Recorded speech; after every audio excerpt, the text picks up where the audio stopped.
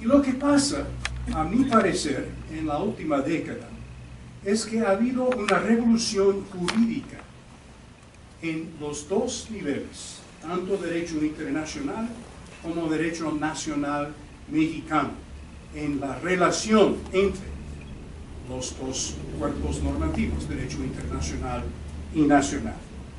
Eso se ve más claramente si hagamos un paso atrás en la historia y hablamos del modelo tradicional del derecho internacional, y luego vamos a pasar al derecho mexicano. Pero, ¿qué ha sido el modelo tradicional, al menos en el siglo XX, del derecho internacional? El derecho internacional tradicionalmente imponía fines y no medios. Los estados tenían que cumplir con sus compromisos para lograr ciertos fines, por ejemplo, proteger a los derechos humanos, pero el derecho internacional no quería decirles cómo hacerlo. Los medios eran para los estados. Y hay ejemplos de esto todavía hoy, y son muy recientes. Un ejemplo que a mí me ha tocado vivir un poco es el caso de México contra Estados Unidos ante la Corte Internacional de Justicia en La Haya, el caso Adena. En ese caso, algo como 50 mexicanos habían sido sentenciados a pena de muerte en Estados Unidos por homicidio agravado, sin que nunca les habían avisado de su derecho de comunicación con el consulado mexicano para solicitar asistencia del cónsul mexicano.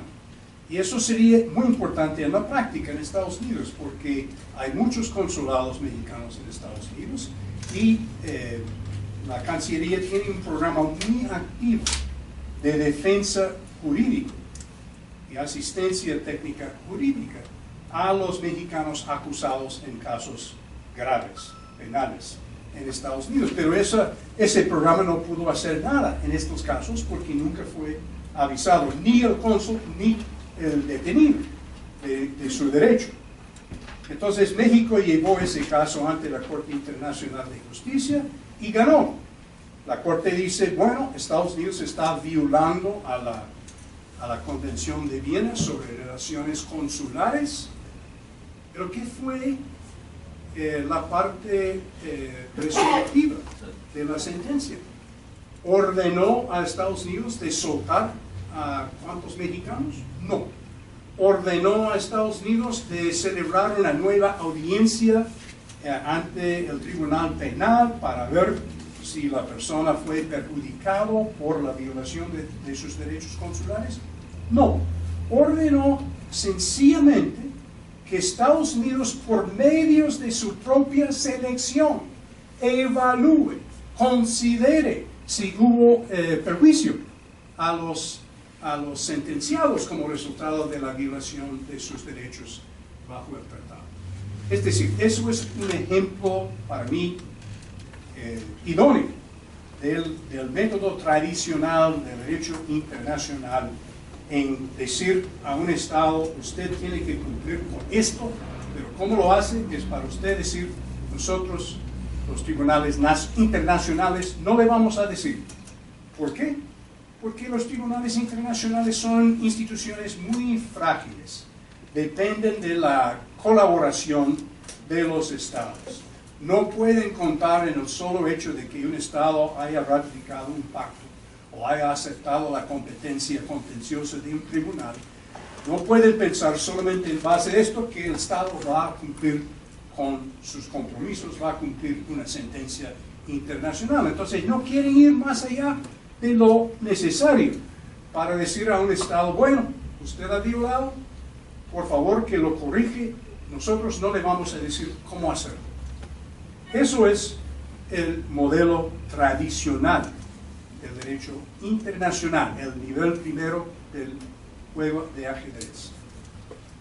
¿Qué es el modelo tradicional del derecho nacional con referencia al derecho internacional? Y aquí no me refiero exclusivamente a México, sino a todos los estados que participan en el derecho internacional. Y la respuesta es que no hay un solo modelo. hay una diversidad de modelos de aplicar o incorporar el derecho internacional en el derecho nacional. Y queda a libre discreción de cada Estado decidir cómo hacerlo. Pero entre esa variedad de maneras de incorporar el derecho internacional, se permite algo muy mínimo.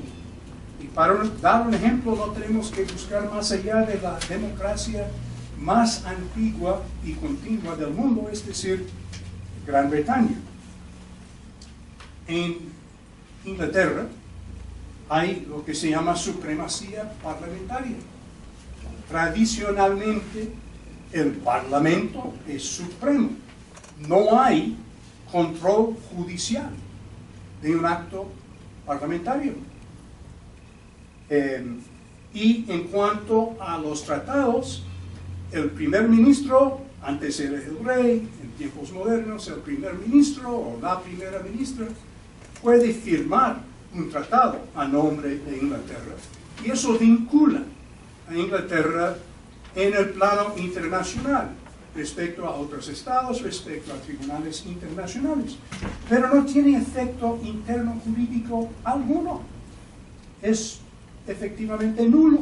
Únicamente en el supuesto de que el Parlamento aprueba una legislación para implementar internamente el tratado, se incorpora en la medida decidida por el Parlamento en el derecho internacional, derecho nacional británico.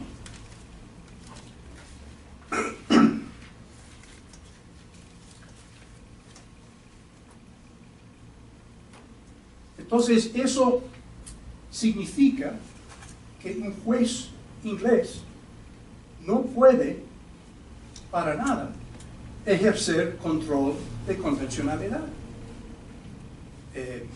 La convención en sí no tiene valor jurídico dentro de Inglaterra. Lo que sí tiene valor es si hay una legislación aprobada por Parlamento y el juez puede implementar esa legislación, pero no puede anular la legislación o enmendarla o desaplicarla porque no cumple con el tratado, porque eso sería elevar el juez por encima del Parlamento, lo cual no se puede hacer en Inglaterra, aun cuando la mayoría de los países en el mundo de hoy, México, Estados Unidos y casi todos, tienen alguna forma de control judicial sobre la constitucionalidad de legislación, incluso legislación primaria. Ahora, en Inglaterra hoy día hay dos excepciones importantes a lo que acabo de decir. Primero, los jueces desde hace mucho tiempo hacen una interpretación conforme, pero no una interpretación conforme con tratados, esto no se puede, sino una interpretación conforme con la Constitución inglesa. ¿Qué está diciendo este profesor? Constitución inglesa. Todo el mundo sabe que Inglaterra no tiene constitución escrita, pero sí tiene constitución no escrita. Principios básicos de la Constitución inglesa, como son, por ejemplo, debido proceso de ley, que fue inaugurado en la Magna Carta del año 1215, el principio de independencia de la judicatura, etc. Muchos principios básicos de derechos humanos y de Estado de Derecho. Entonces, desde hace siglos, los jueces ingleses vienen interpretando legislación parlamentaria conforme a esos principios no escritos de la Constitución no escrita inglesa, pero no una interpretación conforme con tratados. La segunda excepción es reciente y frágil, en estado de peligro. Eso se llama el Human Rights Act, el Acto de Derechos Humanos, que fue aprobado en el año 98, entró en vigor en 2001, y según esa legislación, un juez en aplicación de la Convención Europea de Derechos Humanos no puede desaplicar una norma legislativa del Parlamento, no puede revocar o anular una legislación, pero si encuentra que la legislación no esté coherente, compatible es la palabra de ellos, con la Convención Europea de Derechos Humanos. Disculpe, ¿dónde está?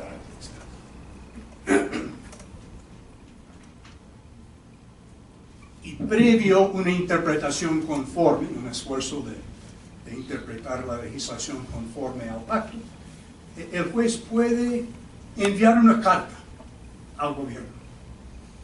Respetado señor primer ministro y parlamento, en la opinión, en el criterio de esta Suprema Corte, hoy día se llama Supreme Court en Inglaterra, en la opinión de esta Suprema Corte, esa legislación no está compatible con los compromisos de nuestro país en la Convención Europea de Derechos Humanos y por lo tanto lo pasamos a ustedes. Y eso ha pasado en varias sentencias en la última década y en la gran mayoría de ellos el gobierno y el parlamento han dado respuesta positiva en el sentido de revocar o enmendar la legislación para que sea conforme con el pacto de acuerdo con el criterio de la Corte. Pero eso no es vinculante. Bien podría ser que la Corte envíe la carta al Parlamento y al gobierno, y el gobierno dice, bueno, no lo vamos a hacer. Y, de hecho, eso ha pasado en al menos un caso donde la Corte ha dicho que no se puede quitar el derecho de voto a los condenados por graves crímenes más allá de un tiempo razonable, y eso fue fallado hace casi una década, y hasta la fecha de hoy el gobierno no ha cumplido. Y incluso la ministra de Asuntos Interiores de Inglaterra está hoy día haciendo una llamada para que Inglaterra se retire de la Convención Europea de Derechos Humanos por motivo de que no le gustan algunas sentencias del Tribunal Europeo en contra de Inglaterra. Entonces, todo eso para mostrarles que en el modelo tradicional del derecho internacional y su aplicación en derecho nacional, el piso es muy bajo, es muy mínimo. Aquí tenemos un estado donde no se incorpora para nada los tratados. Solo si el Parlamento lo hace, y incluso en el caso del Human Rights Act, fue una legislación aprobada por el Parlamento que se puede revocar mañana si quieren, y además, aún con esa legislación, el único poder de digamos, revisión de los jueces es interpretación conforme, más enviar una carta de incompatibilidad al gobierno. Entonces, si vemos a los dos planos del juego de ajedrez, vemos que el derecho internacional ha dado una amplia discreción a todo Estado de cómo cumplir con sus compromisos internacionales, y la práctica nacional muy variable, en algunos casos, sobre todo de Inglaterra, es bajísimo en términos de incorporación del derecho internacional, incluso de los derechos humanos, en el derecho interno. ¿Y ahora qué? Ahora vemos una revolución en los dos niveles. Algunos dirían más modestamente una reforma importante. Yo creo que es una revolución, porque cambia los presupuestos doctrinarios, teóricos, de la relación entre el derecho internacional y derecho nacional, a lo menos en materia de derechos humanos. Primero, con el derecho internacional. Y estamos hablando ahora no del derecho internacional en todo el mundo, sino en las Américas. Y específicamente el derecho interamericano, a la luz de la sentencia de la Corte Interamericana, en el caso Almonacid versus Chile, en el año 2006, y una veintena de sentencias posteriores en contra de una docena de estados partes a la Convención Americana de Derechos Humanos y a la Corte Interamericana, y como todos ustedes saben aquí, algunas de esas sentencias fueron sentenciados en contra de México y han tenido un impacto importante. ¿Qué dijo la Corte Interamericana y nuestro respetado amigo Sergio García Ramírez y el actual juez mexicano Eduardo Ferrer McGregor, también es tal vez el defensor más importante de control de convencionalidad en las deliberaciones de la Corte Interamericana? ¿Qué dijo en 2006 y qué siguen diciendo hasta la fecha de hoy la Corte Interamericana? Están diciendo estados partes a la Convención Americana. Las reglas del juego han cambiado. Ya no nos limitamos a que ustedes logren los fines, por ejemplo, no torturar. Ya les estamos diciendo qué medios qué medidas tienen que tomar para lograr ese fin y quiénes tienen que tomar esas medidas. Y eso viene en la forma de control de convencionalidad, con la idea de que todo juez, todo magistrado, todo juzgador en México y en otros estados partes a la Convención Americana tiene el deber, no el permiso, sino el deber de ejercer un control de convencionalidad a fines de asegurar en lo posible que la legislación, las normas y las actuaciones de los funcionarios públicos estén no solamente compatibles con la Convención Americana, sino conforme a los compromisos mexicanos en la Convención Americana. Y que esto hay que hacerlo ex oficio, ni siquiera a la espera de que hay una solicitud o un alegato por parte de una parte litigante. Y esto se aplica no solamente al texto de la Convención Americana, pero hoy día a toda la jurisprudencia de la Corte Interamericana de Derechos Humanos. Ahora, otra pregunta para ustedes. ¿Quiénes aquí han leído todas las sentencias de la Corte Interamericana de Derechos Humanos? ¡Ah, qué bueno! ¡Magnífico! Yo soy especialista en Derecho Internacional de los Derechos Humanos.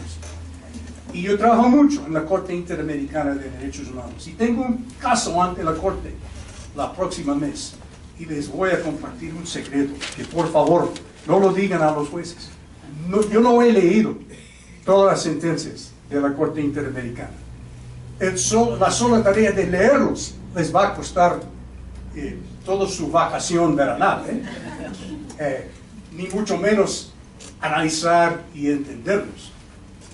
Y la Corte Interamericana está diciendo que todo juez mexicano, el juez de Distrito Federal en Sinaloa, el juez del más bajo nivel de la jurisdicción estatal en Tamaulipas, hasta los ministros de la Suprema Corte, tienen que ejercer un control para asegurar que todo lo que pasa oficialmente en México esté conforme con la jurisprudencia de la Corte Interamericana de Derechos Humanos. Y más allá de eso, los otros pactos de derechos humanos y la jurisprudencia pertinente.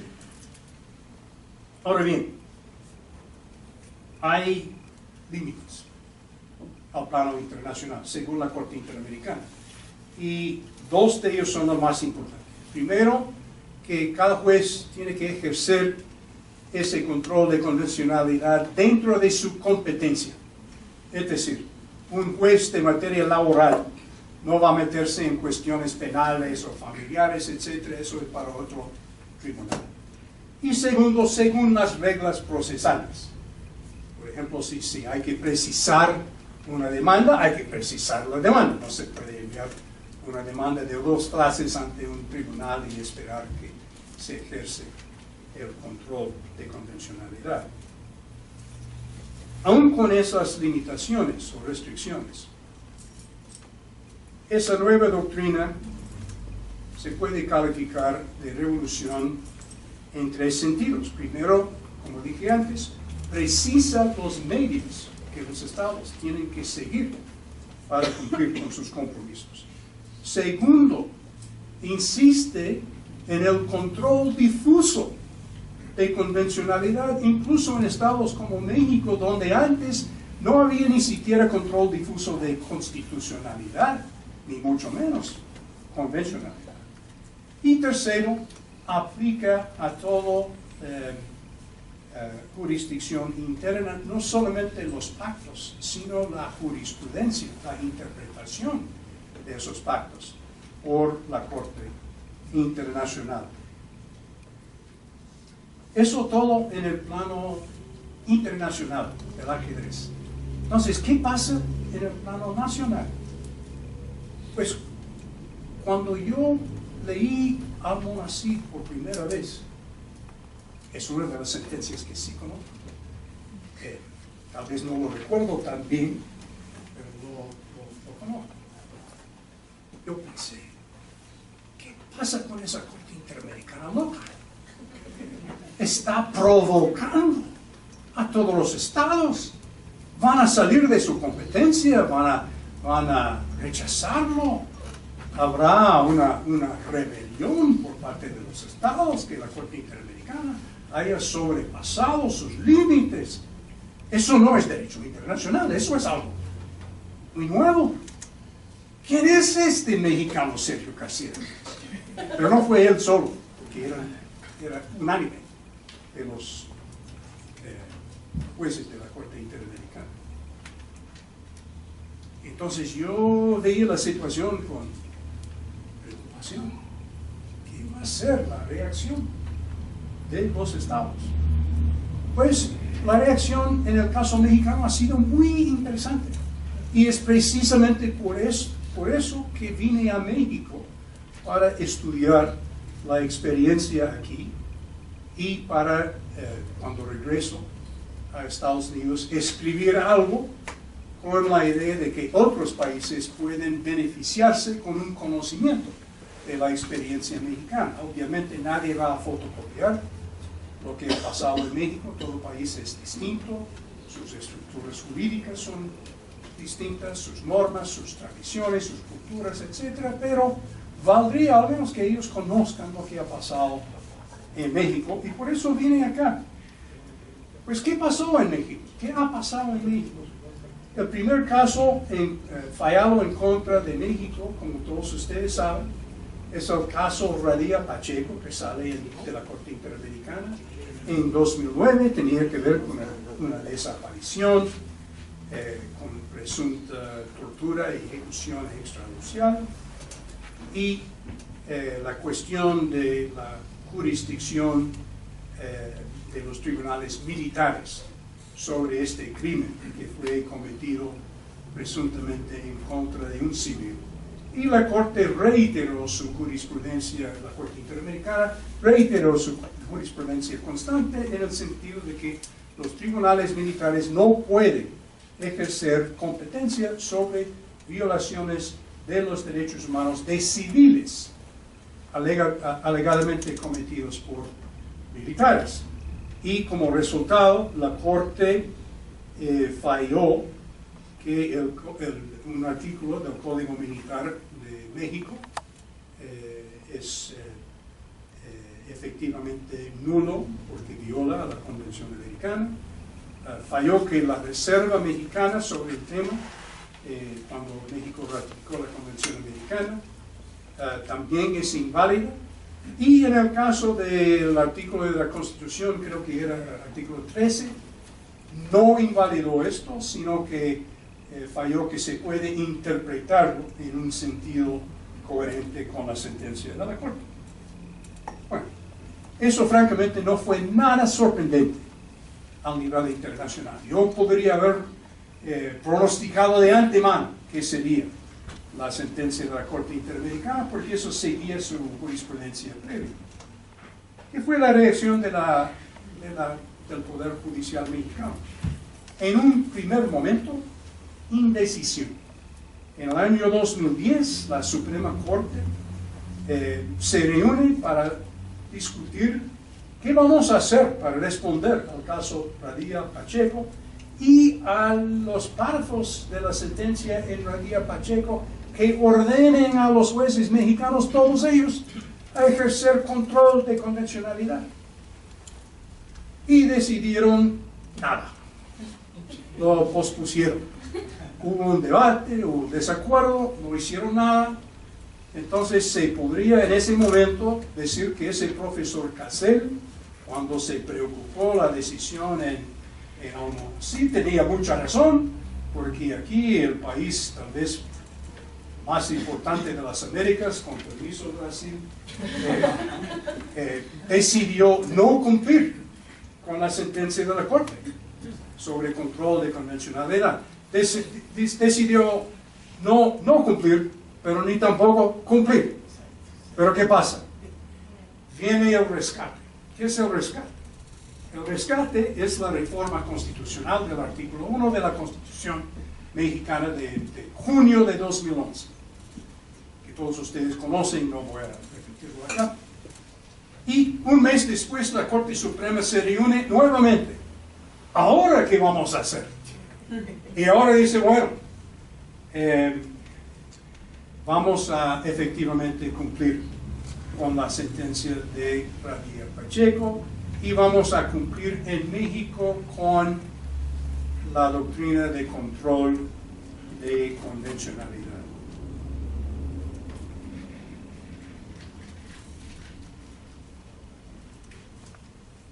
Y los efectos todos ustedes conocen, los efectos positivos para derechos humanos. En términos muy grandes, todo juez mexicano ahora está no solamente obligado por la Corte Interamericana, sino también por la misma Suprema Corte de México de ejercer el control difuso de la convencionalidad. Se mantiene el control concentrado tal como era antes, entonces hay un sistema mixto en México, pero ya muy ampliado por el control difuso. El derecho internacional de los derechos humanos ha entrado, gracias al artículo 1 de la Constitución reformada, en el derecho interno, así como con la jurisprudencia interamericana, de acuerdo con las sentencias de la Suprema Corte. Y eso le deja opciones para los jueces en el control difuso, varias etapas de control que pueden ejercer. Primero hay que hacer una interpretación conforme, interpretación del derecho mexicano conforme al derecho internacional o interamericano. Hay que aplicar el principio de pro persona, hay que darle aplicación a cualquier norma, nacional o internacional, le dé mayor protección al ser humano. Si interpretación conforme no es posible, el juez ordinario tiene la competencia de desaplicar la norma. En lo que he visto yo en mis entrevistas con juzgadores y en las sentencias que he recogido, eso es rarísimo, pasa, pero es muy raro. Pero no pueden en el control difuso declarar la inconstitucionalidad con efectos erga omnes. Solamente pueden desaplicar en el caso concreto la declaración de inconstitucionalidad en lo general queda restringido al control concentrado. ¿Qué ha sido el resultado para los juristas, jueces y abogados mexicanos? Pues, en primer lugar, una ampliación de la jurisdicción ordinaria, una ampliación enorme. Segundo, la incorporación del DIDH, Derecho Internacional de Derechos Humanos, en el derecho interno. Y tercero, y posiblemente lo más importante, vamos a ver esto con los tiempos, un cambio de metodología y de mentalidad. Y eso he escuchado con casi todos los jueces estatales que he entrevistado. Es decir, ellos fueron formados, como la gran mayoría de los abogados de México, como legalistas y positivistas. Hay una norma que dice X y hay que aplicar la norma. Si X no está en la norma, no se puede hacer X. Tener que aplicar ahora valores fundamentales, conceptos, principios muy amplios y generales, como son debido proceso o libertad de expresión, y darle aplicación concreta a los hechos específicos de un caso, implica convertirse en abogados para lo cual no fueron formados. Y es muy difícil para ellos. Eso es lo que me están diciendo en estado tras estado. Y puede ser entonces, si se logra por la vía del control difuso de la convencionalidad y también control difuso de la Constitución hoy día, si se logra abrir la mentalidad de los jueces mexicanos, convertirles de legalistas positivistas en jueces que aplican principios para buscar la justicia en aplicación a hechos concretos, eso será, en primer lugar, un cambio enorme. Y en segundo lugar, depende de sus criterios, puede ser un cambio muy positivo. Bueno, todo eso magnífico. Hemos hablado de las revoluciones a un nivel internacional y a un nivel nacional. Pero ¿qué pasa cuando haya revolución? Siempre hay contrarrevolución. Estamos, creo yo, en la etapa de la contrarrevolución, en tres sentidos.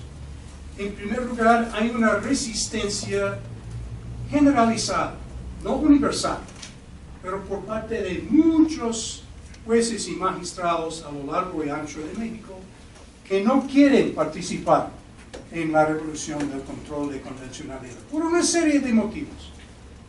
La tendencia humana de no querer cambiar. Han sido jueces 5, 10, 20, 40 años y siempre han hecho a su manera, no quieren cambiar a esto nuevo. Segundo, no se sienten cómodos con la metodología, que no es legalista positivista.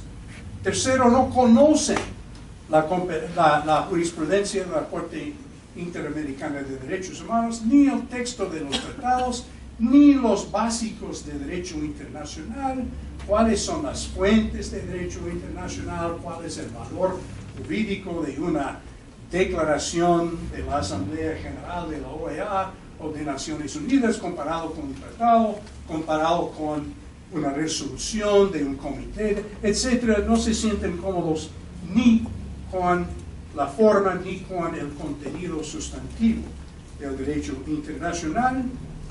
Y también hay un factor de esperar para que esto pase.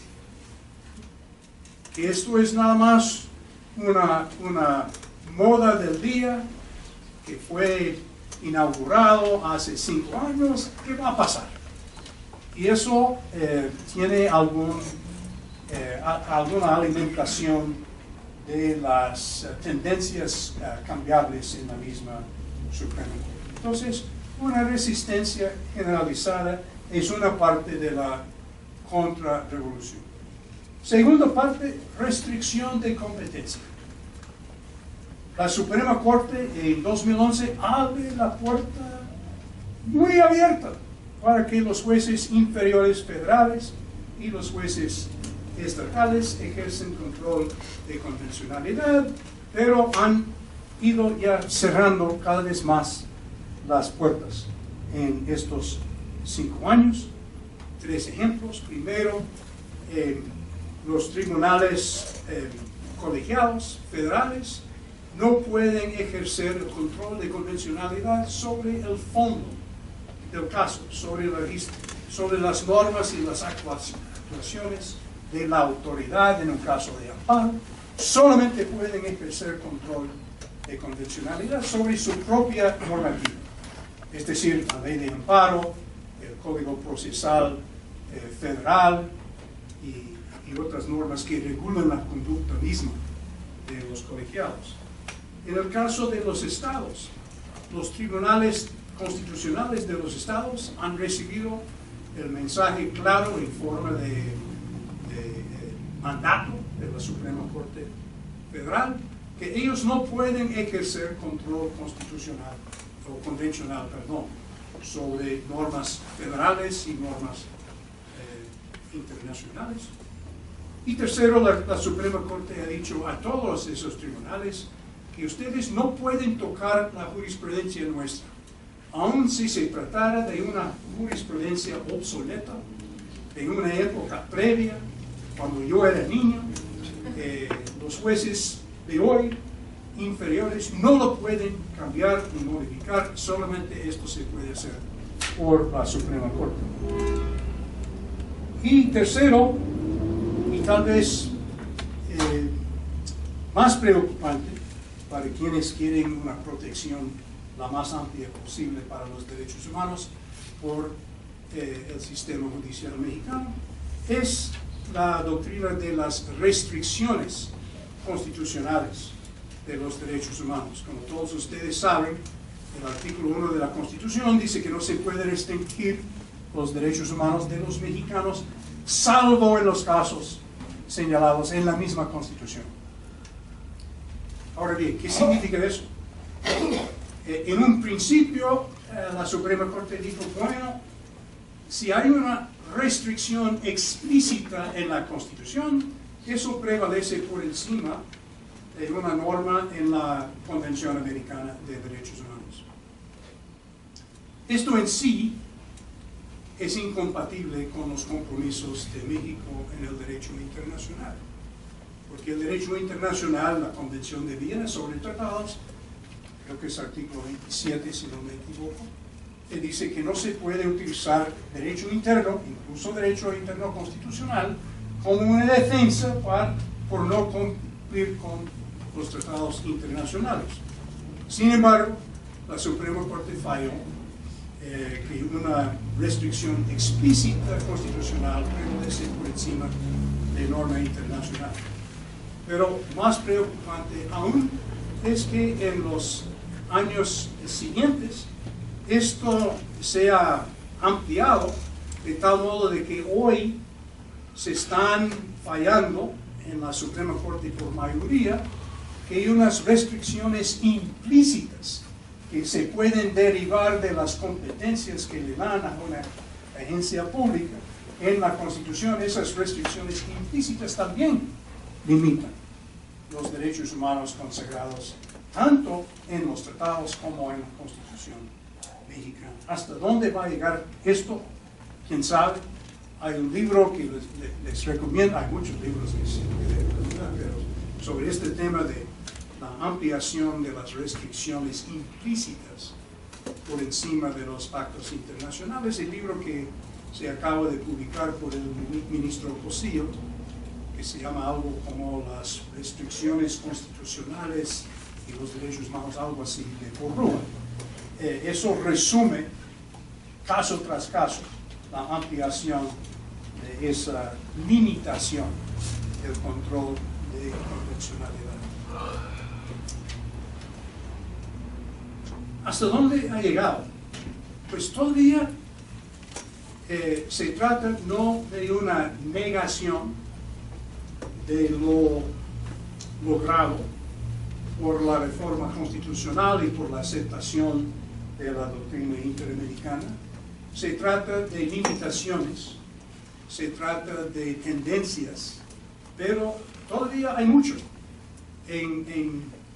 Hay una gran cantidad de sentencias muy alentadoras que se pueden leer tanto de los tribunales federales como de los tribunales estatales, que interpretan, más que todo, interpretan a los derechos humanos o a las normas mexicanas en materia de derechos humanos ampliamente, de manera muy protectiva de derechos humanos, conforme a la jurisprudencia de la Corte Interamericana y otras fuentes de IDH.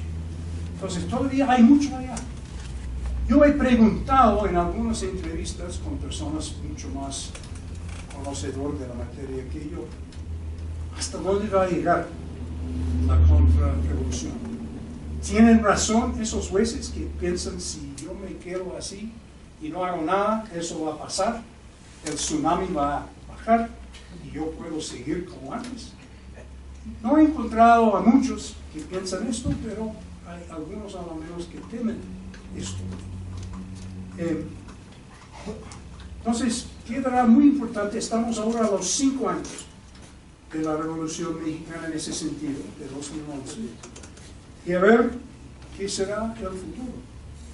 El futuro puede depender en parte, va a depender en gran parte, en los individuos que manejan esos temas, ante los juzgadores, como los abogados defensores de derechos humanos, como los abogados y defensores de derechos humanos de la Comisión Nacional de Derechos Humanos y las comisiones estatales de derechos humanos.